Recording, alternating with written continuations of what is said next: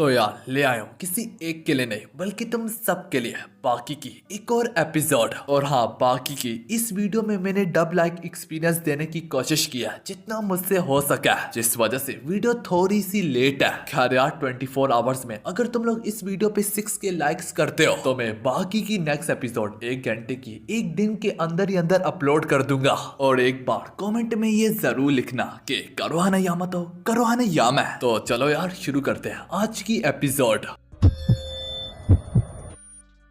तो यार हमारी एपिसोड की शुरुआत वहीं से होती है जहाँ पे टोकुगावा मियामोटो मुसाशी को जंग के मैदान में ले आता है। हाँ, वो जंग का मैदान मिस्टर टोकुगावा की अंडरग्राउंड एरिना होती है। टोकुगावा मियामोटो मुसाशी से कहने लगता है ये मैदान किसी जंग के मैदान से कम नहीं है। यहाँ पे जनरेशन टू जनरेशन लड़वाए जाते हैं फाइटर्स वॉरियर्स। तुम इस मिट्टी में कदम रखते हो, अगर तुम वाकई में वॉरियर हो तो ये तुम्हारा घर है, ये तुम्हारा मैदान है, ये तुम्हारा महल है। मियामोटो मुसाशी, तुम्हें इसका मतलब तो पता है ना। मियामोटो मुसाशी मुट्ठी बढ़ के इस मैदान से मिट्टी को उठाता है। उस मिट्टी में वो काफी सारे दांत और राखूनों को पाता है, जो कि इस बात का सबूत होती है कि यहाँ पे सालों से जनरेशन टू जनरेशन लड़ाइयाँ होती चली जा रही है। मुसाशी मियामोटो इस खोखली जमीन की मिट्टी उठा के उसमें काफी दांतों और राखूनों को देख के उसके मन में एक सुकून सा छा जाता है। मुसाशी यहाँ पे दोबारा से अपने मुंह को खोल के कहने लगता है मिस्टर टोकुगावा,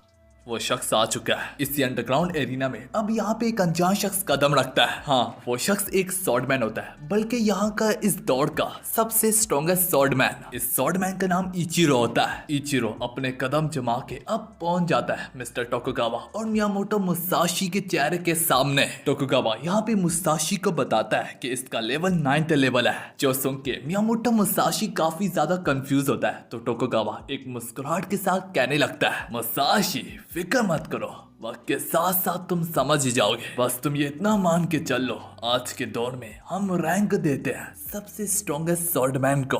आज के इतिहास में स्वॉर्डमैन जाने जाते अपने रैंक्स के कारण। आज के दौर में स्वॉर्डमैनशिप में इचिरो ही है जो कि सबसे हाईएस्ट रैंक पे है। इचिरो थोड़ा कंफ्यूज होके पूछने लगता है आपके बराबरी में खड़ा ये शख्स आखिर कौन है ये। तो इसी बात पर टोकुगावा उससे कहने लगता है बदकिस्मती से मैं तुम्हें ये अभी नहीं बता सकता। अब यहाँ पे इचिरो के थोड़े बहुत पसीने छूट रहे होते हैं। वो मिस्टर टोकुगावा से माफी मांगते हुए कहता है मिस्टर टोकुगावा, मैं माफी चाहता हूँ, मगर मैं अपने वादे से पीछे हट रहा हूँ। मैंने आज तक कभी किसी से ये अल्फाज कहे नहीं और मैंने सोचा भी नहीं था कि ये दिन आएगा भी कभी।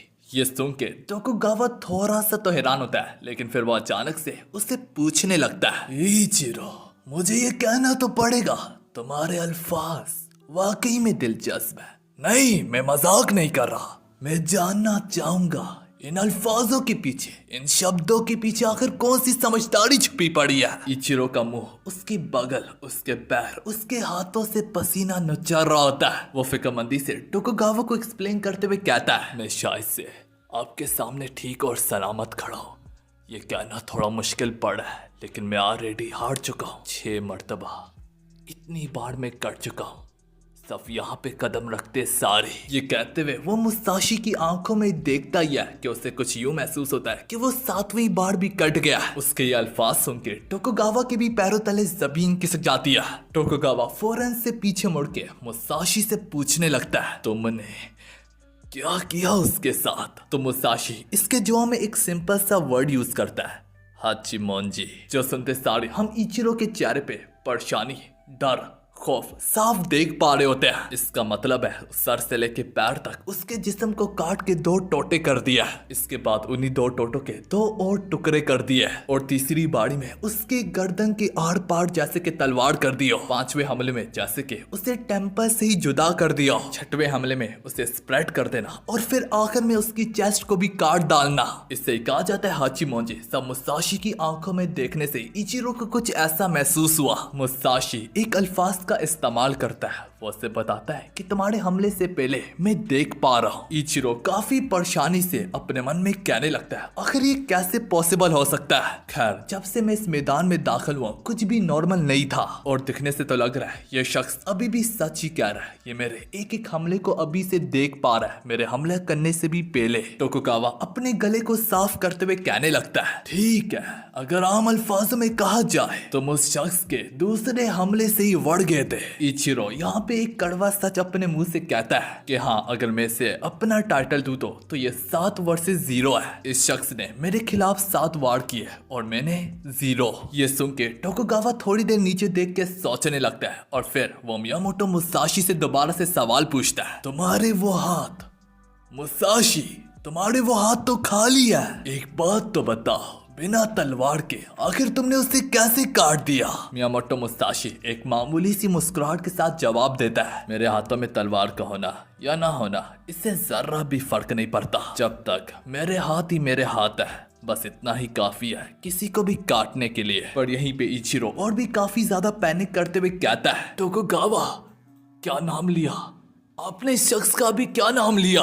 क्या ये शख्स वाकई में वही है जो कि मैंने अभी अपने कानों से सुना? Miyamoto Musashi. टोकुगावा इसका कोई जवाब ना देता। इचिरो सोचता रहता कि उतने में मियामोटो मुसाशी उससे कहता है कि अपनी तलवार को मुझे दो। अब इचिरो ऐसा ही करता है जैसे कि मुसाशी ने उसे कहा होता है। मुसाशी काफी सालों बाद एक तलवार को पकड़ता है और उसे काफी खूबसूरती से बाहर निकालता है। मुसाशी कहता भी है काफी सालों के बाद। ये सुन के टोकुगावा काफी परेशानी से अपने मन में सोचने लगता है, चाहे जरूर उससे वाकई में काफी साल हो रहे हैं, लेकिन उसके लिए तो ये जैसे कि एक दिन के बराबर हो। आखिर उसने ये कैसे महसूस कर लिया कि आखिर इतने सालों के बाद उसे दोबारा से जिंदा किया गया। मगर सिर्फ तलवार को अपने हाथों से पकड़ने से मुसाशी को इस बात का अंदाजा हो जाता है कि आखिर कितने साल बीत गया है। यकीनन मुसाशी के हाथों में एक खालीपन सा था जो कि अब इसके तलवार को थामने से पूरे तरीके से खत्म हो गया। इसके तुरंत बाद मुसाशी उसे दूसरी शॉट भी मांगता है। इसके बाद मुसाशी दोनों हाथों से अपनी शॉट को थाम लेता है। एक तलवार बड़ी होती है और एक जर्रा सी छोटी होती है। टोकुगावा मियामोटो मुसाशी से कहता है कि हमें कुछ दिखाओ, हमें अपना नमूना दिखाओ। मुसाशी समझ जाता है कि वो मेरी टेक्निक को देखना चाह रहा है, तो मुसाशी कहता है यू हवा में तलवार को ले लाना अपनी टेक्निक को जैसे कि जाया करना है। तो इस अंडरग्राउंड एरिना में तुम दोनों यहाँ पे मौजूद हो,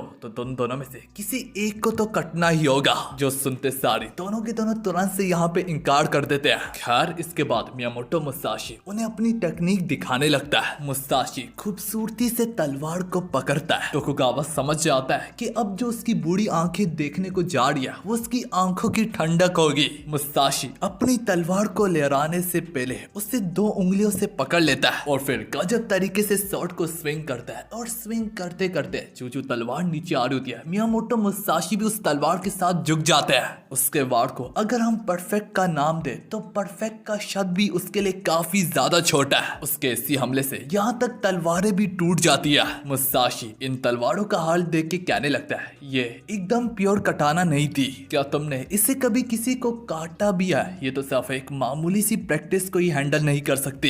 इचिरो काफी कंफ्यूज होके पूछने लगता है, टोकुगावा अब बता भी दे ये शख्स कौन है? आपने इसे मियामोटो मुसाशी का नाम दिया तो वो तो आखिर बहुत साल पहले ही मर गए थे। और जहाँ तक तुमने शॉट की बात की है, ये शॉट मैं 60 सालों से इस्तेमाल कर रहा हूँ और इन तलवार के लिए ये अल्फाज ये मैं जरा भी सुनने के लिए तैयार तक नहीं था। इचिरो अब फोन से मियामोटो मुसाशी से खुद ही पूछता है कि अपना नाम बताओ। इस पर मियामोटो मुसाशी उसे अपना नाम बताता है। इचिरो ये नाम सुन के चुपचाप शुरू में तो अपनी तलवार उठाने लगता है और फिर वो बाद में बोलता है कि आखिर कौन इस पे यकीन करेगा। खैर यार मियामोटो मुसाशी यहाँ पे काफी खुशी से कहने लगता है, एक स्ट्रॉन्ग बंदा या फिर एक स्ट्रॉन्ग बंदा जिसे तलवार चलाना आती हो, या फिर जिसे स्पेयर चलाना आती हो, या फिर एक स्ट्रॉन्ग बंदा जो कि अपने हाथों से लड़ता हो। मिस्टर टोकुगावा आप मेरे खिलाफ जो भी लाएंगे मैं उन सबको हराने के लिए, उनका चैलेंज को एक्सेप्ट करने के लिए तैयार हूँ। मियामोटो मुसाशी पूछने लगता है कि मैं इस कंट्री के सबसे स्ट्रॉन्गेस्ट बंदे से लड़ना चाहूंगा। ये सुनते सारे टोकुगावा का जिस्म खुशी से पागल होने लगता है। उसका जिस्म कांप उठता है। वो एक मुस्कुराहट के साथ कहने लगता है, कंट्री का सबसे स्ट्रॉन्गेस्ट? हाँ उसे तो छोड़ो, बल्कि वो पूरी दुनिया का सबसे स्ट्रॉन्गेस्ट है। दूसरे सीन में टोकुगावा ने बाकी को अपनी मेंशन में इनवाइट किया होता है। वहीं पे टोकुगावा बाकी के सामने एक फाइट का जिक्र करता है, जिसे सुन के यहाँ तक बाकी भी काफी ज्यादा हैरान होने लगता है। टोकुगावा बाकी को बताने लगता है, बाकी वो फाइट लाजवाब थी, नहीं बल्कि लाजवाब का शब्द भी उस फाइट के लिए काफी कम मायने रखता है। बाकी मैं इस फाइट को टाइटल देना चाहूंगा, the strongest creature Yujiro हानमा versus underground का किंग कारुहाना यामा। उनका बीच का युद्ध अभी भी मेरे दिमाग में घूम रहा है, क्योंकि कारुहाना यामा तो कारुहाना यामा है। बाकी भी इस फाइट के बारे में सुन के अपने सोफे पे ही झूलने लगता है। बाकी अपने जिस्म की अंग अंग में काफी सारे गूज बम्स को महसूस कर पाता है। बाकी यहाँ पे कहता है, मुझे तो मालूम ही था, कारुहाना यामा तो वाकई में गजब किस्म का बंदा है। यूजिरो हानमा के खिलाफ लड़ते लड़ते अच्छे अच्छों की तो गीली हो जाती है। इस दुनिया में सब कुछ ही ऐसे लोग हैं जिन्होंने यूजिरो हानमा का सामना किया है और वह जिंदा वापस लौट के भी आया है। कारुहाना यामा को तो वाकई में चासी आ गई होगी, जबकि मेरी बोर्डम मैं बोर होता जा रहा हूँ, बोर होता जा रहा हूँ, बोर होता जा रहा हूँ, बोर होता जा रहा हूँ और कुछ करने का नहीं है। मुझे पूरा यकीन है हाना यामा को भी इसी चीज ने मोटिवेट किया होगा। वो काफी ज्यादा बोर हो गया होगा, उसके पास कुछ करने का नहीं होगा, तो बैठे बैठे उसके दिमाग में आया होगा कि चलो यूजिरो हानमा के खिलाफ लड़ते हैं। मिस्टर टोकुगावा, अगर आप बुरा ना माने तो क्या आप मुझे उनकी फाइट की डिटेल दे सकते हैं? तो टोकुगावा बाकी को बताने लगता है, कारुहाना यामा ने अपने जिस्म की पूरी ताकत को लगा के जो यूजिरो हानमा के खिलाफ वार करने को ही जा रहा था। उस वक्त से मैं इस फाइट की इंटेंसिटी को महसूस कर पा रहा था। वो भड़कते हुए शोले, वो जुनून और जज्बा। चाहे तुम इससे जितना मर्जी जुटला लो, लेकिन जब तुम ओगर का सामना करने लगते हो, तुम्हारे जिस्म का एक एक अज़ा, तुम्हारे जिस्म का एक एक टुकड़ा और उस टुकड़ों में कई सारे सेल्स, वो सब इस बात की तुम्हें गवाही देने के लिए तैयार होंगे कि तुम अपनी मौत के लिए आगे बढ़ रहे हो। बाकी काफी ज्यादा हैरानगी से पूछने लगता है, क्या ये अल्फाज हानायामा के है? टोकुगावा इसका जवाब दिए बगैर उसे फाइट और एक्सप्लेन करने लगता है। हानायामा का पंच जो यूजिरो हानमा को लगने को जा रहा था, उस दौरान यूजिरो हानमा बिल्कुल रिलैक्स खड़ा हुआ था। यूजिरो हानमा के हाथ भी यहाँ तक उसकी पॉकेट्स में थे, बस वो वार लगने को ही जा रहा था। उसके मुक्के के और यूजिरो हानमा के फेस के बीच में 30 सेंट्स का ही फर्क था कि इसी लम्हे में यूजिरो हानमा ने अपनी जेब से हाथ निकाल के फौरन से कारुहाना यामा के मुंह को दबोच लिया। जिस तरीके से यूजिरो हानमा का हाथ कारुहाना यामा के मुंह पे पड़ा था, कारुहाना यामा का पूरा जिस्म उसी लम्हे में हवा में उड़ने लगता है। पर यह मामला यहाँ पे भी आके खत्म नहीं होता। इसके तुरंत बाद यूजिरो हानमा एक ही हाथ से कारुहाना यामा को उड़ा के फेंकते हैं। ये कहते हुए टोकुगावा बाकी को अपने लैपटॉप से फुटेज दिखाने लगता है। बाकी कन्वीनियंस स्टोर की फुटेज देख के सोचने लगता है कि टोकुगावा मुझे कन्वीनियंस स्टोर की आखिर फुटेज क्यों दिखा रहा है। प्ले करते दौरान टोकुगावा बाकी को बताता भी है, बाकी अपनी पलकें मत झपकाना वरना बाद में पछताओगे। बाकी देख रही होता है कि अचानक से कारुहाना यामा दीवार को तोड़ते हुए इस कन्वीनियंस स्टोर में जा गिरता है। ना कि सिर्फ इतना, बल्कि हानायामा उड़ते उड़ते जाके 4 शेल्फ से जा बचता है और फिर ही कहीं जाके रुकने का नाम लेता है। कहानी प्रेजेंट पे आती है, जहाँ पे बाकी कहने लगता है, अरे वाह हानायामा को तो मजा ही आ गया होगा। तो टोकुगावा आगे से इसी बात पर कहता है, तुमने बिल्कुल ठीक कहा, कारुहाना यामा उसी कन्वीनियंस स्टोर में वहाँ पे गिर के बेहोश हो गया था, मगर बेहोशी की हालत में भी उसके चेहरे पे एक मुस्कुराहट थी।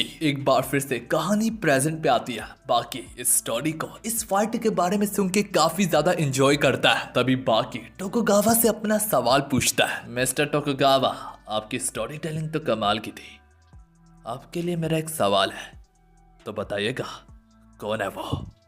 टोकुगावा सवाल पे सवाल पूछता है, माफी चाहता हूँ बाकी, तुम्हारे जवाब देने से पहले मुझे पूछना पड़ेगा, वो से यहाँ पे तुम्हारा किससे मतलब है? तो बाकी चिल्लाते हुए पूछता है कि अगले कमरे में आखिर कौन बैठा हुआ है?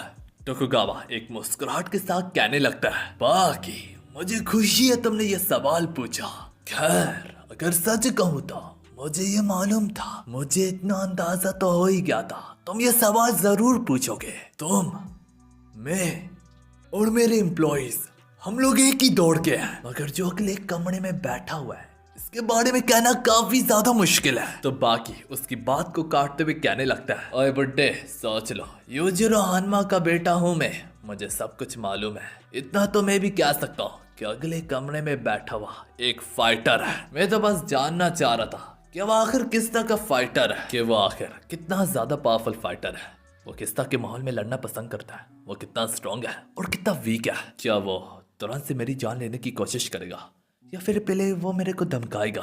हमारे और उसके बीच में बस एक दरवाजे का ही तो फर्क है। टोकुगावा काफी हैरानगी से बोलता है, ओह गजब बाकी, यहाँ पे बैठ के भी तुम उससे महसूस कर पा रहे हो। बाकी टोकुगावा को मजीद बताता है, यहाँ पे बैठ के वो फाइटर मुझे काफी ज्यादा टेंशन दे रहा है, मेरे दिल में एक बोझ सा उठ रहा है। बाकी टोकुगावा को यही बताता है कि सब इसके बारे में सोचने से ही मेरा खून उबलने लगता है। वो शैतान के बारे में जिक्र कर रही होता है कि अचानक से वो शैतान को अपने पीछे पाता है। बाकी की इंस्टेंट उसे ये कहने पे मजबूर कर होती है कि तुम्हारे पीछे इस वक्त खतरा खड़ा है। बाकी तुरंत से अपने पीछे हमला करने की कोशिश करता ही है कि अचानक से उसे कुछ यूं मालूम होता है कि जैसे कि उसकी टांग को किसी ने काट दिया हो। बाकी फौरन से अपनी टांग की तरफ देखता है, लेकिन इसके बावजूद भी वो अपनी टांग को अपने जिस्म के साथ जुड़ा हुआ पाता है। बाकी हिरांगी से मियामोटो मुसाशी की ओर देखते हुए कहता है, तो अच्छा ये है वो शख्स। और चूंकि वो मुसाशी की ओर इतने गौर से देख रही होता है कि बाकी को कुछ यूं मालूम होने लगता है कि जैसे कि इस वक्त बाकी एक ऐसे मशरूम को देख रहा है जो कि बादलों से घेरा हुआ है, वो बिजली से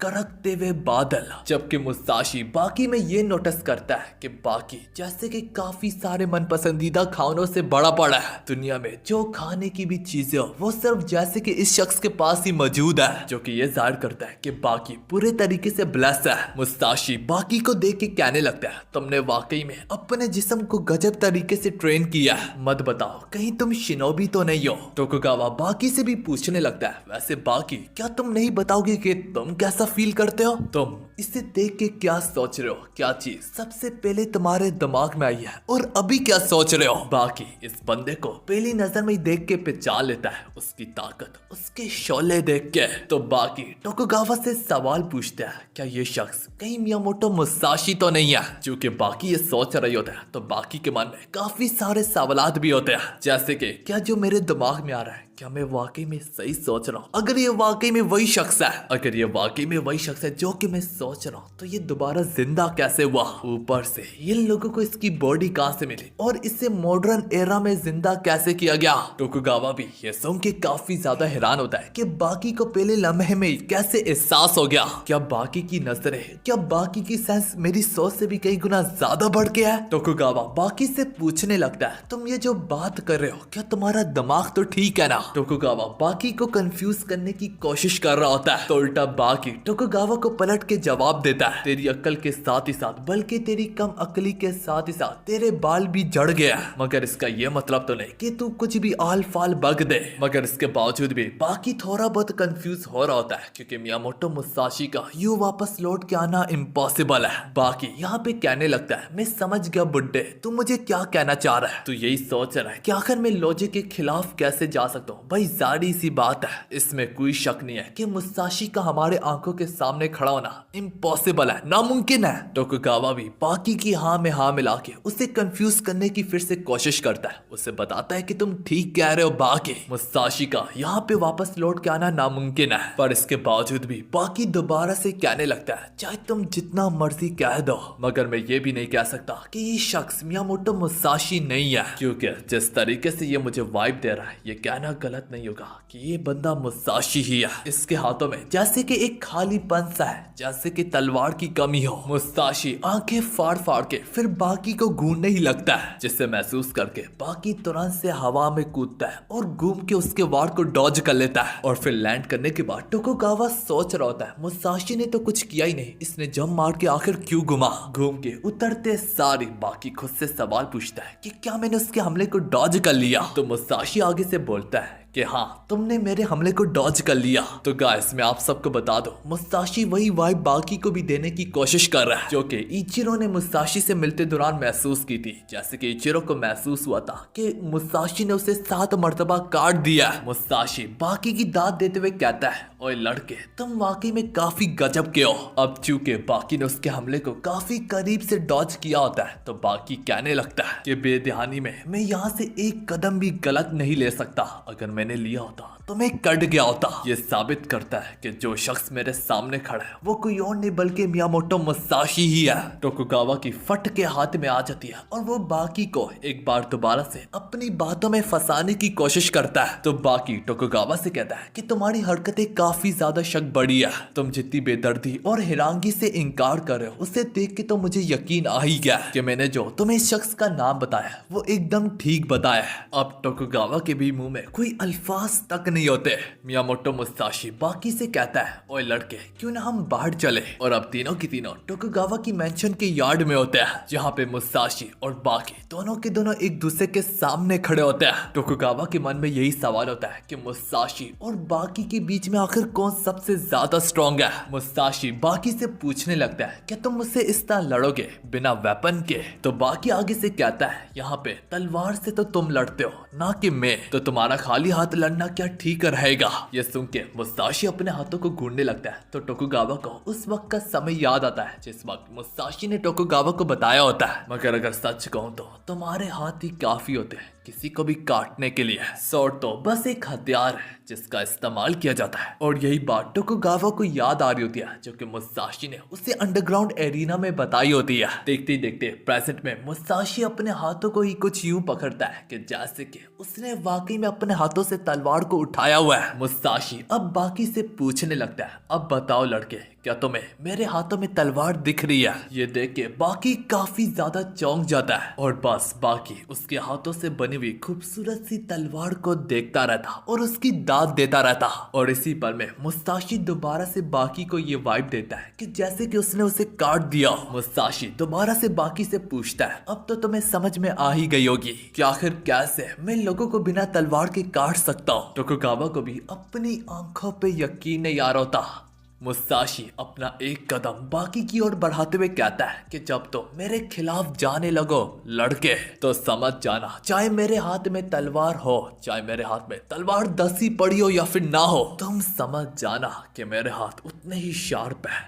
मुसाशी अब बाकी से पूछता भी है, तो क्या कहते हो लड़के, तुम मेरे खिलाफ लड़ना पसंद करोगे। टोकुगावा फिक्रमंदी से सोचने लगता है, ये दोनों के दोनों आला लेवल के फाइटर्स हैं, क्या इन दोनों का ऐसी जगह पे लड़ना ठीक भी रहेगा या नहीं। बाकी खुशी से अपना फाइटिंग स्टैंस लेते हुए कहता है, क्यों नहीं चलो लड़ते हैं। टोकुगावा दोनों को रोकते हुए कहता है, एक बार फिर से सोच लो, तुम दोनों महान फाइटर्स हो, तो क्या ऐसी पुअर इन्वायरमेंट में तुम लोगों को लड़ना जेब देता भी है या फिर नहीं। ये सुनते सारे मुसाशी एक बार फिर से बाकी से पूछता है कि तुम बताओ।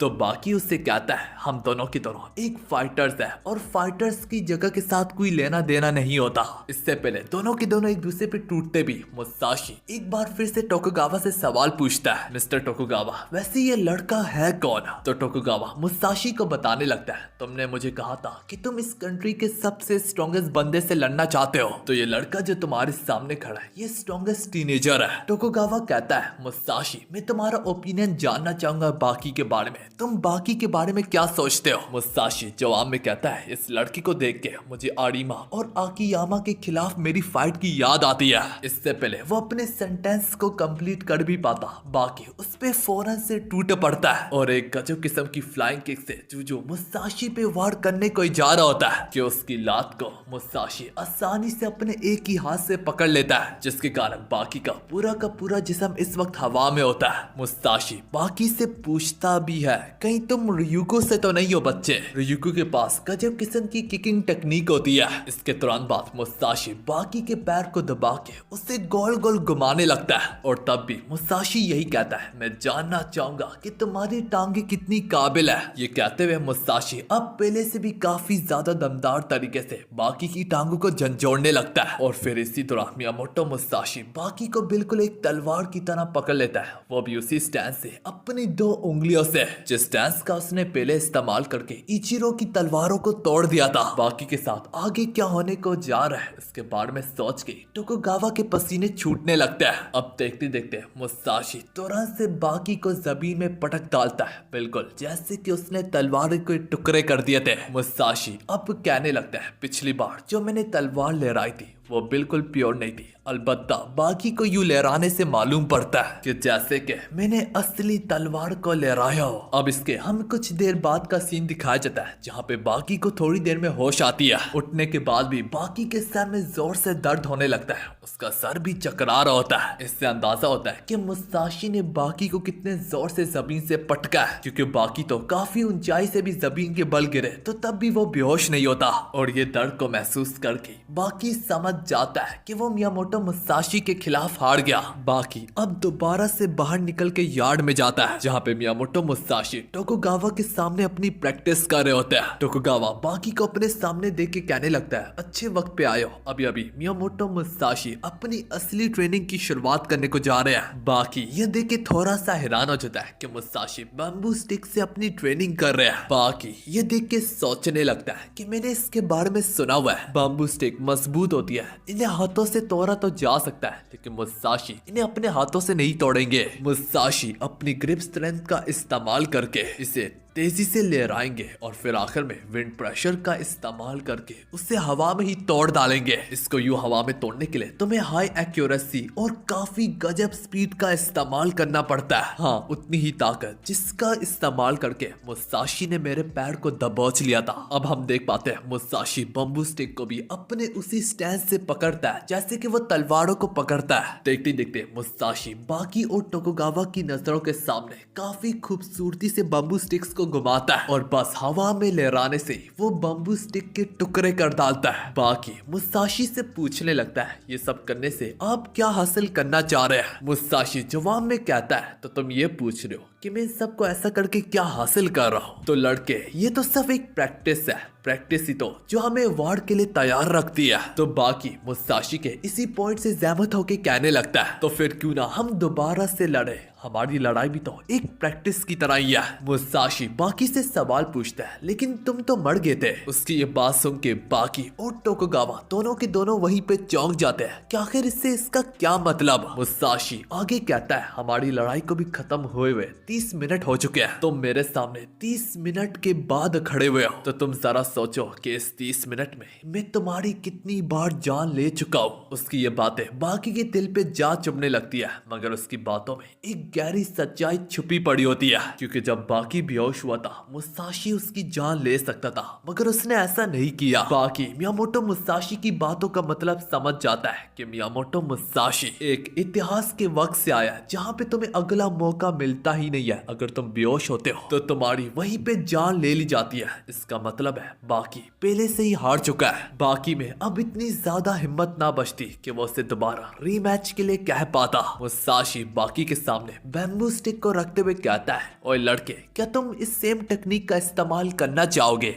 मगर बाकी उसे शुरू में तो मुंह बना के घूरता रहता है और फिर इसके फौरन बाद बाकी काफी खूबसूरती से अपनी टांग को उठा के लात मारता है। बाकी के वार में जरा भी एक्स्ट्रा मूवमेंट तक ना होती, जिस वजह से वो बैम्बू स्टिक को काफी खूबसूरती से जैसे कि काट डालता है। मुसाशी कहता भी है, हमारी टांग वैसे तो थोड़ी बहुत ऊपर नीचे हो जाती है, मगर कहना पड़ेगा कि तुम्हारी एक्यूरेसी काफी ज्यादा दिलचस्प है, मगर अब तुम्हारी स्पीड पहले से भी कई गुना ज्यादा तेज थी, यहाँ तक उस हमले से भी ज्यादा तेज जो लात तुमने मेरे खिलाफ इस्तेमाल की। उसकी इसी बात पे टोकुगावा उसे एक्सप्लेन करते हुए कहता है, जाहिर सी बात है बाकी ने तुम्हारे खिलाफ अपनी फुल पावर का इस्तेमाल नहीं किया था। मैं एक बार फिर से कहना चाहूंगा, बाकी इस दुनिया का सबसे स्ट्रॉन्गेस्ट टीनेजर है। तो मुसाशी बोलता है, हो ये बात है, मगर इसके बावजूद भी ये चाहे जरूर फास्ट तो है, लेकिन एक असली वॉरियर खिलाने के नाते नहीं है। उसकी ये बात सुन के बाकी काफी ज्यादा शौक हो जाता है, और अब चूंकि उसने ये बात कह ही दिया है तो अब बात आती है बाकी की प्राइड पे, बाकी की इज्जत पे। ये बात जो मुसाशी ने किया वो बाकी जरा भी हजम तक नहीं कर सकता। इन्हीं सब के बाद मुसाशी टोकुगावा से कहता है कि मैं बाहर जा रहा हूँ, जबकि टोकुगावा उससे मना करने लगता है कि फिलहाल तुम अभी बाहर की दुनिया के लिए तैयार नहीं हो। मुसाशी काफी हैरानगी से पूछता है, अभी इसका क्या मतलब तुम्हें लगता है कि मैं एक बच्चा हूँ जो कि मैं बाहर जाऊंगा तो गुम जाऊंगा। खैर यार, अब चूंकि तो मुसाशी ने बाकी की प्राइड के खिलाफ बड़ा कुछ कह दिया होता है, तो बाकी की तो बस बहाना चाहिए था मुसाशी से लड़ने के लिए। बाकी अपना स्टैंस लेते हुए कहता है, क्या तुमने सुना नहीं? तुम्हें बाहर जाना ज़हब नहीं देता। तुमने बच्चे की बात की है, तुम्हें तो यहाँ पे लॉली चूसना भी नहीं आती। तुम काफी बड़े पागल हो, तुम नादान हो, और तुम्हें यहाँ से बाहर जाने के लिए मैं तुम्हें रोकूंगा, चाहे इसके लिए मुझे तुम्हारी जान भी लेनी पड़े। ये कहते हुए बाकी इतनी तेजी से अपना वार करता है कि उसका हाथ नजरों से ही जैसे कि गायब हो गया। इन जैसे पंचेस को कहते हैं जैब्स, जो कि तुम लोगों ने हाजिमे नो ईप्पो में काफी सारे बॉक्सर्स को यूज करते हुए देखा भी होगा। खैर यार, बाकी अपने जैब को थ्रो करते दौरान अपने मन में सोचने लगता है, ये एक ऐसी सुप्रीम टेक्निक है जिसके कारण हमारे हमले की स्पीड काफी ज्यादा बढ़ जाती है। इस वार को कहा जाता है जैब, और मेरे जैब की स्पीड इस वक्त लाइटनिंग से भी कहीं गुना ज्यादा तेज है। और अब हमें यहाँ पे एक छोटा सा बाकी का फ्लैशबैक दिखाया जाता है, जहाँ पे यूजिरो हानमा बाकी को मार्शल आर्ट सिखाते हुए कहता है, एक वार का परिंदे की तरह तेज होना या फिर एक बिजली से कड़कता हुआ हमला, ये कुछ मामूली शब्द है हमलों की स्पीड को बताने के लिए या फिर हमले की स्पीड को समझाने के लिए। पर अटैक्स को नाम देना ये बेवकूफी का काम है, क्योंकि तुम्हारा दुश्मन तुम्हें कभी भी नहीं बताएगा कि वो किस तरह का हमला करने जा रहा है। मगर इसके बावजूद भी आखिर कुछ अपोनेंट्स क्यों ऐसा करते हैं? वो इसलिए ताकि वो तुम्हें अपने जहाजे में फंसा सके और कहीं से भी वो ऐसा ही खतरनाक किस्म का हमला कर पाए। और ज्यादातर लोग इसी तरह करके हमला करने में कामयाब हो भी जाते हैं। मगर फर्क तो यहाँ पे आता है कि कुछ हमले तुम्हें कभी कभार दिख जाते आने से पहले, तो उन्हें ब्लॉक करना आसान हो जाता है। हालांकि ऐसी सूरत हाल के लिए मैं तुम्हें एक ऐसा हमला भी सिखाऊंगा बाकी, जो कि दिखने के बावजूद भी उसे ब्लॉक करना काफी ज्यादा मुश्किल हो जाता है। यह हमला काफी ज्यादा गजब है, ये कहूँ तो अल्टीमेट है, और ये ज्यादातर बॉक्सिंग की दुनिया में इस्तेमाल किया जाता है। यह हमला सुप्रीम खिलाने की भी नाते कुछ ज्यादा ही सुप्रीम है। इस हमले का नाम है जैब। जैब की भी कुछ शर्त होती है, वो शर्त यह है कि तुमने सामने से मारना है और काफी ज्यादा कॉन्फिडेंस से। याद रखो, जब तुम अपने जैब को बरसाने लगते हो, तुम्हारा पंच की एक्यूरेसी बिल्कुल सही जगह पे होनी चाहिए, और जब तुम अपने हमले को बरसा देते हो तो हिचकिचाना मत और हमले को जरूर लैंड होने देना। इसके साथ अपनी स्पीड को ऐड कर दो, चाहे हमला दिख भी जाए, इसे रोकने के काबिल कोई नहीं रहता। ये एक ऐसा हमला है जो कि हर हालत में लगता ही है। ये कहते हुए यूजिरो हानमा काफी तेजी से उसे अपने खतरनाक किस्म के जैब्स दिखाता है। वो बाकी के लिए तो सिर्फ एक नमूना था, उसे स्पीड को दिखाने के लिए। कहानी प्रेजेंट पे आती है, जहाँ पे बाकी का वार फौरन से मियामोटो मुसाशी के मुंह पे लगता है। वो हमला काफी खूबसूरती से किया गया था, टाइमिंग, स्पीड, पावर सब कुछ परफेक्ट तादाद में होती। ऐसा वार देख के टोकुगावा के बूढ़े चेहरे पे भी हम मुस्कुराहट देखते हैं, क्योंकि ऐसा वार बहुत कम देखने को मिलता है। मुसाशी अपने घुटने पे बैठा रहता और फिर बाकी कहता है, क्या हुआ मुसाशी, मत बता, तुम्हारी बुरी टांगों में अब जान नहीं रही कि तुम खड़े भी हो पाओ। बाकी उससे बताता है कि ये जैब था, और जैब बॉक्सिंग की दुनिया में इस्तेमाल होता है, और तुम 10 सेकंड से अपने घुटनों पे बैठे हुए हो। इसका मतलब है मैं मैच जीत चुका हूँ अगर ये बॉक्सिंग की दुनिया होती। पर ना के सफिता बल्कि बाकी मुसाशी की ही बात को मुसाशी के मुंह पे मारते हुए कहता है, तुमने मुसाशी मुझे कहा था कि मैं 30 मिनट तक सोया हुआ था, तो मुझे 30 मिनट में कितनी बार हरा सकते थे। तो अगर मैं अपनी बात करूं, तुम 10 सेकंड से जमीन पे गिरे हुए हो, मैं 10 सेकंड में किसी की भी 2 बार जान ले सकता हूँ। मुसाशी तुम बहुत पहले ही मर चुके हो। मुसाशी खड़ा होना तो चाह होता है, लेकिन उसकी टांगे उसका साथ नहीं दे रही होती। बाकी उससे बताता है, अब और भी देर हो चुकी है, इतने में मैं 3 बार तुम्हारी जान ले सकता हूँ। ये सुन के मुसाशी थोड़ी देर अपनी बातों के बारे में ही सोचने लगता है, और थोड़ा सोच के मुसाशी दोबारा से अपने पैरों पे खड़ा होता है। मुसाशी खड़े होते सार ही अपनी हार को कबूल करते हुए कहता है कि तुमने ठीक कहा, तुम्हारी बातें एकदम एब्सोल्यूट है, तुमने जो कुछ भी कहा एकदम ठीक कहा। तुमने मुझे 2 नहीं बल्कि 3 मर्तबा मार दिया। मुसाशी बताने लगता है, जब इस लड़के ने मुझ पे हमला किया, इसकी स्पीड लाइट से कई गुना ज्यादा तेज थी, और इससे पहले मैं उस हमले के खिलाफ जा भी पाता कि वो हमला सीधा जाके मेरी चिन में लगा। ये बात मैं कई बार एक्सप्लेन कर भी चुका हूँ कि चिन पे हमला सबसे ज्यादा खतरनाक होता है। चिन पे हमला लगने से पूरा का पूरा दिमाग शट डाउन हो जाता है। मुसाशी बाकी की दाद देते हुए कहता है, ओए लड़के, तुम्हारे स्किल्स तो काफी ज्यादा गजब के हैं। जिस पर बाकी कहता है कि कि बॉक्सिंग की दुनिया में इसे लेफ्ट जैब कहते हैं। यह हमला वाकई में काफी गजब का है, लेकिन जंग के मैदान में इस हमले की जरूरत ही नहीं है। नहीं, ये कहना गलत होगा, बल्कि इसकी तो जंग के मैदान में जगह ही नहीं है। तुमने ये हमला मेरे मुंह पे करने के बजाय मेरी चिन पे किया। तुमने बॉक्सिंग की बात किया तो तुमने वर्ल्ड टाइटल को जीतने के लिए ऐसे पंच का सहारा लिया।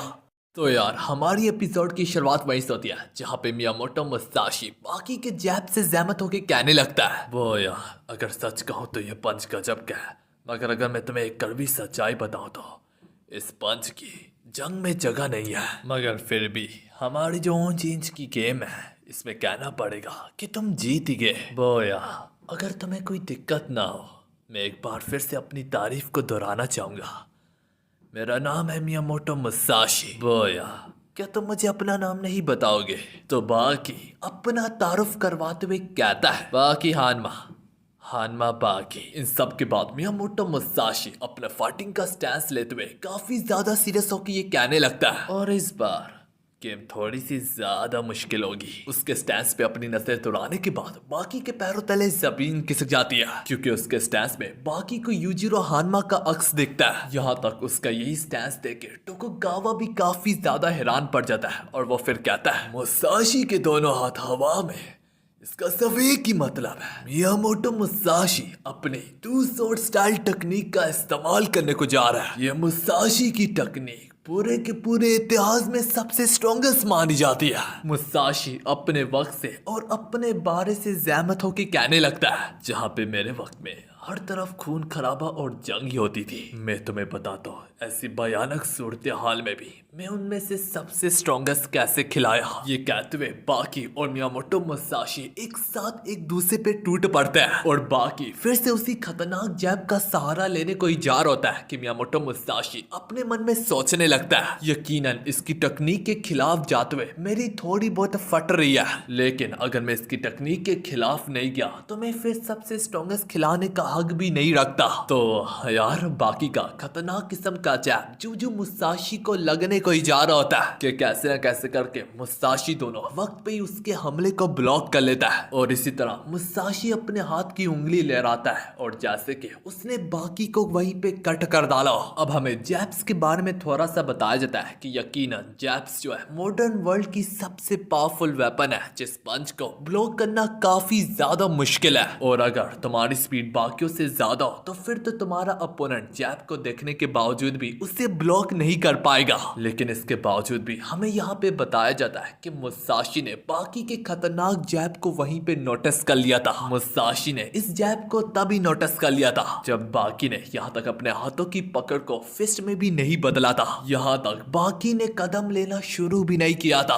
हमें मालूम पड़ता है मुसाशी ने तो तब ये जैब नोटिस कर लिया था जब बाकी ने खुद अपने मन में सोचा था, उसके दिमाग ने सोचा था कि उसका वार अगला जैब होगा। तभी यहाँ पे हमें साइंस के हवाले से बताया जाता है, किसी भी शख्स का दिमाग जो सोचता है और उसकी सोच के मुताबिक जब बॉडी एक्शन लेने लगती है तो इस बीच में 0.5 सेकंड का डिले आता है। तो यार, मुसाशी ने बाकी के ब्रेन के सिग्नल्स को डिटेक्ट कर लिया था। जब बाकी के दिमाग ने ये डिसाइड किया कि उसका अगला हमला जैब होगा, तो इससे पहले उसकी बॉडी 0.5 सेकंड के बाद मूवमेंट भी कर पाती, तो मुसाशी ने बाकी के ब्रेन के उस सिग्नल को डिटेक्ट कर लिया, और जो बाकी की बॉडी जैब मारने को ही जा रही थी, मुसाशी इससे पहले अपने हाथ को उसी जगह पे ले आया था जहाँ पे बस बाकी का जैब ने लैंड करना था। जस्ट इन केस मैं आप सबको बता दूं, एक बार बाकी हानमा ने इसी मियामोटो मुसाशी की 0.5 वाली टेक्निक का इस्तेमाल करके यहाँ तक यूजिरो हानमा को भी नॉकडाउन कर दिया था। खैर यार, उसे यूं अपने हमले को ब्लॉक करता देख के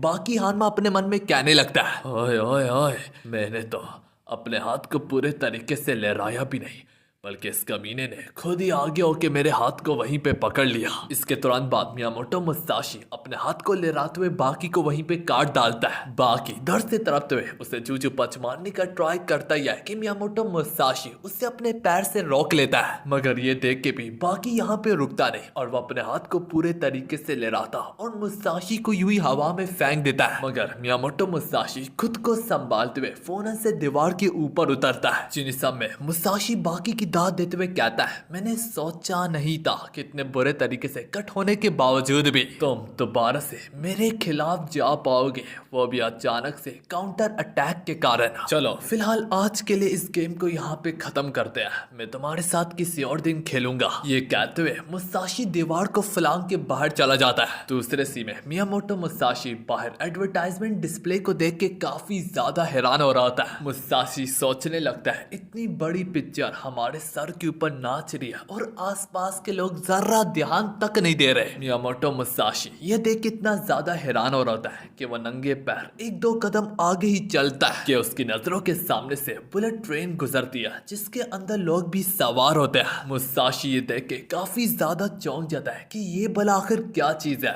जिसकी स्पीड गोरो से कई गुना ज्यादा बढ़ गया। तभी मियामोटो मुसाशी को वो पल याद आता है जब उसे दोबारा से जिंदा किया गया था। तभी उसे डॉक्टर ने बताया था कि हमने तुम्हें दोबारा से जिंदा किया। जागो जागो मुसाशी, तुम अपनी मौत के 400 साल बाद दोबारा उठे हो। मुसाशी के दिमाग में सवालात खत्म हो जाते हैं। उसे समझ में आ जाता है कि इंडीड ह्यूमन काफी ज्यादा इवॉल्व कर चुके हैं। उन्होंने इन 400 सालों में बहुत बड़ी तरक्की की है। ह्यूमंस ने बड़े बड़े पहाड़ों की जगहों पे अब बड़ी बड़ी ब्लॉक्स को खड़ा कर दिया। इंसानों ने ग्रास को हटा के कुछ चमकीले पत्थरों से चलने का रास्ता बनाया। हालांकि मुसाशी को जवाब मिलने के बावजूद भी अब उसे एक चीज परेशान करने लगती है। मुसाशी काफी बड़ा बोझ को अपने दिल पे महसूस कर पाता है और वो अपने मन में कहता है कि जैसे कि आज के वक्त में दुनिया का फाइटिंग से दूर दूर तक कोई ताल्लुक ही नहीं है। मैं इन इंसानों को सिर्फ कुछ घंटों से ही नोटिस कर रहा हूँ और मुझे इतना तो मालूम पड़ ही गया, इंसान चाहे जरूर एडवांस हुआ है लेकिन वो लोग काफी ज्यादा आलसी और सुस्त बन चुके हैं। उनकी सेंसेस भी पहले जैसे शार्प नहीं रही। मुझे जल्दी ज्यादा से ज्यादा स्ट्रॉन्ग लोगों को ढूंढना पड़ेगा जो कि आलसी और सुस्ती के खिलाफ हो और जीतने में मगन हो। मुसाशी कभी एक जगह से दूसरी जगह को आंखें फाड़ फाड़ के देखता तो कभी दूसरी जगह से तीसरी जगह को आंखें फाड़ फाड़ के देखता, जिस पर कुछ पुलिस वाले मुसाशी को अप्रोच करते हुए कहते हैं, सुनिएगा मिस्टर, क्या आप कहीं पे गुम चुके हैं? क्योंकि आप जिस जगह पे खड़े हैं वो एक प्राइवेट प्रॉपर्टी है। पुलिस की नजर मुसाशी के पैरों पे पड़ती है। वो उसे पूछते हैं कि तुम्हारे चप्पल कहाँ है? मुसाशी के पास इस बात का कोई जवाब ना होता। पुलिस उसे शक बड़ी निगाहों से घूरने लगती है, शायद वो यहाँ पे कुछ चोरी करने आया हो। पुलिस मुसाशी से उसकी आइडेंटिटी कार्ड मांगते हैं। मुसाशी कहता है, वो क्या होता है? कहीं तुम्हारा मतलब एक लेटर तो नहीं है जिसमें मेरा नाम लिखा हो? ऐसी चीजें मेरे पास नहीं है, बस इतना जान लीजिएगा, मेरा नाम है मियामोटो मुसाशी। पुलिस मुसाशी से सवाल पूछते हुए कहती है, एक बात तो बताओ, क्या हमारे चेहरे पे बेवकूफ लिखा हुआ है? पुलिस अपने हाथ जूजू मुसाशी की ओर बढ़ाते हैं कि मुसाशी साइड पे होके उसके हाथ से दूर हो जाता है। पुलिस को मुसाशी पे अब तब चढ़ने लगती है कि मुसाशी इससे पहले पहले नजर चपकते ही दोनों के दोनों को वहीं पे सुला देता है। कहानी बाकी पे जाती है जो कि अब वो भी गलियों में मंडलाते हुए ये सोच रहा होता है, मुसाशी ने अपने हाथ की एक उंगली से मेरे को काट दिया पर मेरे जिस्म पे कुछ जख्म तक नहीं है। क्या वो एक सपना था? बाकी थोड़ा सोचता और फिर थोड़ा और सोचता, फिर उससे जवाब मिलता, नहीं, जो कुछ भी उसने महसूस किया देखा वो सब एक हकीकत थी। मुसाशी ने उसे वहीं पे काट डाला था। मुसाशी के हाथ में तलवार नहीं थी, उसने अपनी उंगली को लहराया, मुझे काटा मगर मेरे जिस्म पे जख्म नहीं था, मगर हाँ वहां पे दर्द जरूर था। चूंकि मैंने इसकी बात कर ही दिया, मैं अभी भी उस दर्द को अपने जिस्म में महसूस कर पा रहा हूँ। खैर छोड़ो उसे, मैं जितना भी जवाब तक जाने की कोशिश करूँ मैं उतना ही जवाब से दूर हो जाता हूँ। क्या कोई आखिर मुझ पे यकीन करेगा भी कि मैंने एक ऐसे फाइटर से लड़ा जो कि 400 साल पहले ही मर चुका है? अब यहीं पे बाकी को टोकुगावा की एक बात याद आती है जब वो मियामोटो मुसाशी से लड़ के फारग हुआ था। टोकुगावा यहाँ पे बाकी को एक्सप्लेन करते हुए कहता है, बाकी इसे डीएनए कहते हैं, ये मियामोटो मुसाशी का एक क्लोन था, लेकिन इसका हरगिज ये मतलब नहीं है कि वो शख्स मुसाशी नहीं है। यकीनन जिसे तुमने लड़ा वो मुसाशी है, उसके अंदर मुसाशी की ही रूह है। एक बात याद रखो चैंपियन, पब्लिक में मुसाशी से कभी जहमत मत होना। कहानी प्रेजेंट पे बाकी हानमा पे जाती है, जहाँ पे बाकी काफी ज्यादा सीरियस होके कहने लगता है कि एक सच्चाई तो है कि मुसाशी ने मुझे काट डाला, और ये सबूत है कि मैंने मुसाशी के खिलाफ लड़ा है, वरना इस दुनिया में कौन इतनी ताकत रखता होगा कि वो मुझे अपने हाथों के दम से काट सके। बाकी मुसाशी के बारे में सोचते हुए कहता है, वह हसीन था, वो लाजवाब था, वो बैम्बू स्टिक को टुकड़े टुकड़े कर डालता था अपने हाथों की दम से। वो अपनी उंगलियों से काट सकता है दुनिया के सबसे स्ट्रॉन्गेस्ट शख्स को। वो यहाँ तक स्पीड ऑफ लाइट के हमले को भी 0.5 सेकंड की अधूरी से पहले महसूस कर लेता है। बेला आखिर उसने कहा कि इस हमले की जंग में जगह नहीं है। मुसाशी 400 साल पहले एक जंगी दौर से आया है, जहाँ पे दुनिया में तुम एक सेकंड के लिए भी सुकून से अपनी आंखों को बंद नहीं कर सकते, वरना तुम्हारी मौत है। उस जगह में प्रेशर इतना होता था कि कोई आम शख्स तो आज का बर्दाश्त ही ना कर पाए। उस दौर में बंदे को मारने के लिए टेक्नोलॉजी का नहीं बल्कि अपने हाथों का इस्तेमाल करना होता है। सबसे मुश्किल वक्त में भी मुसाशी सबसे स्ट्रॉन्गेस्ट खिलाया। ऐसे दौर में सबसे स्ट्रॉन्गेस्ट खिलाया जहाँ पे हर कोई ही सबसे स्ट्रॉन्गेस्ट माना जाता था। एक खुदाया तेरा शुक्रिया मुसाशी को इस दौर में लाने के लिए। बाकी का हानमा ब्लड यहाँ पे बॉईल होने लगता है। बाकी एक्साइटमेंट से मरा चलता जा रहा होता है। बाकी काफी एक्साइटमेंट से कहता है कि सबसे पहले मेरी मुलाकात जुरासिक एरा के सबसे स्ट्रॉन्गेस्ट मैन से हुई, जिसका नाम था पिकल, और अब दोबारा से मेरी मुलाकात एक और पास्ट वाले बंदे से हुई है जो कि इतिहास का सबसे स्ट्रॉन्गेस्ट सामुराई कहलाया जाता है। बाकी खुले आसमान की तरफ अपने बूते को उठा के देखने लगता है, और थोड़ा देखने के बाद वो अपने मन में दोबारा से कहता है, मैं समझ गया खुदाया जो तू मुझे दिखाना चाह रहा है। चाहे जरूर हम सबसे स्ट्रॉन्गेस्ट माने जाते हैं, तो हम सबसे ऊपर है, हम सबसे ग्रेटर है। तू अकेले ही इस पूरी दुनिया को चला रहा है। अब तूने हमें एक और मौका दिया ये जानने के लिए कि इंसानों के इतिहास में कौन सबसे ज्यादा स्ट्रॉन्गेस्ट है। इतिहास का पहिया घूमने लगा है, और इस बार इसे घुमाने की शुरुआत करेगा मियामोटो मुसाशी। हम देख पाते हैं मुसाशी ने उन पुलिस ऑफिसर्स को जो सुलाया ही होता है, वहीं पे और पुलिस ऑफिसर्स पहुंच जाते हैं। उन्हीं में से 2 पुलिस ऑफिसर जो मुसाशी को पकड़ के उसे कस्टडी में लेने की कोशिश करते हैं कि मुसाशी अपने दोनों हाथों को लहराता है, जहाँ पे एक से वो एक पुलिस ऑफिसर्स के अंडों पे वार करता है, और अपने दूसरे हाथ से मुसाशी दूसरे पुलिस ऑफिसर को जमीन से पटक देता है। कहानी एक बार फिर से बाकी हानमा पे जाती है, जो कि आसमान को घूरते हुए अभी भी खुदा का शुक्रिया अदा करता है। वो यही सोच रहा होता है कि मेरी तो सारी बोरियत ही खत्म हो गई, मुसाशी